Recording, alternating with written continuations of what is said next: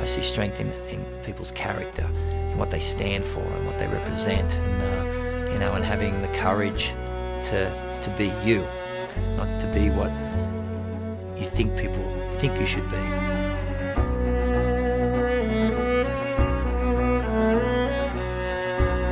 Every day you're enduring some level of discomfort, and in a strange sort of way I really enjoy it. I enjoy that, taking myself to the limit.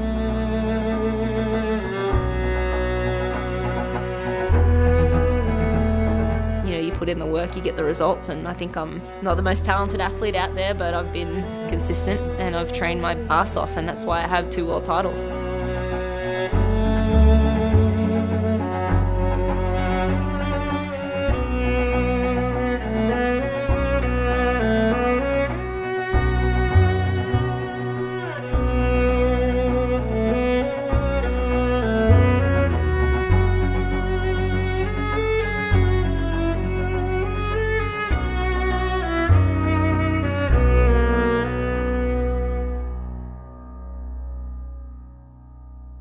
I always think the overriding factor is up here.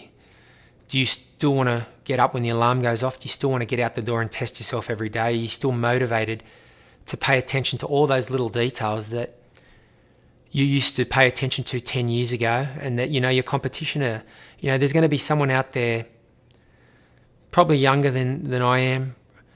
I've got to match their hunger and their motivation every day.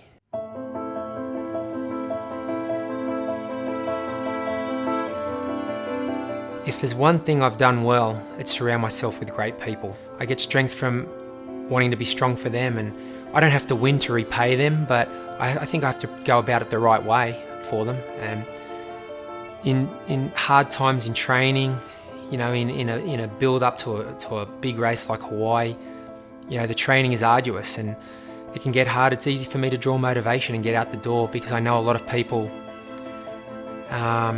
have helped me, and I want to honour that help and that friendship and that respect they've shown me.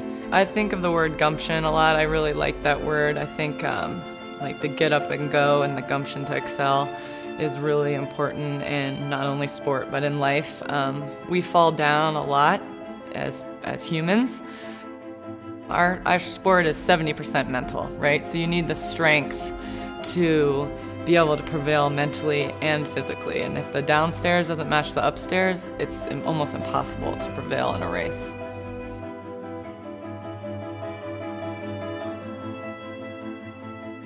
Oh, me cracking. I've definitely had poor performances, and I'm not one to, point fingers and make excuses. I don't really like to make excuses. I like to look at kind of reasons why I have a poor performance, but not necessarily be like, oh, I'm chalking it solely up to this one thing, and that wasn't me out there, because it was me out there. When you talk about pain and pain tolerance, it just becomes second nature because, you've implemented this stuff in training that it becomes part of the thing that you enjoy most about the sport in a sick way. And the best way of describing it to people, and I say it to people, anybody, whether you're winning an Ironman, a marathon, anything, speak to someone after the race, and what's the first thing they talk to you about? They don't tell you about how wonderful they felt at 4 miles, or they go, oh man, at 10 miles, I didn't think I was going to finish. So they always grasp onto that moment, that painful moment. So that's the whole reason we do it. That's the drug. It's that pain. So whether you believe it or not, that's the purity of endurance racing. That's why we're all here. We're all asking ourselves the question of how we react, how we deal with ourselves at that moment. I always looked at people funny when they said, why do you do this? It's so hard. You have to sacrifice so much. Because I didn't really understand what I was sacrificing, because in my mind I was doing what I loved. It's ingrained in me. It's something that's all I really know. And I could get to bed at like 1 or 2 in the morning, but I'll still be up at 5 ready to train. And so I don't really think about too much about, it's so hard to get up in the morning and I can't do this or I can't do that. There's not really a question there over my head about whether I do or don't. It's all I know how to do and what I do. When you love what you do, it's not a sacrifice. it's just what you go and do.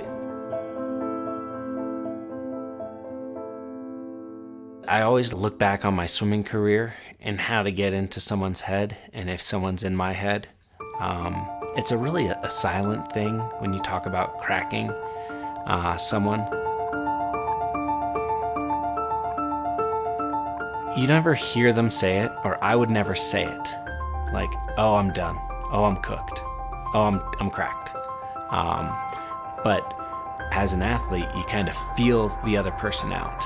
And in the pool, you can be swimming in a total separate lane, totally separate space, and slowly you just creep into the other person's noggin, and you just start doing laps in their head, and you got them.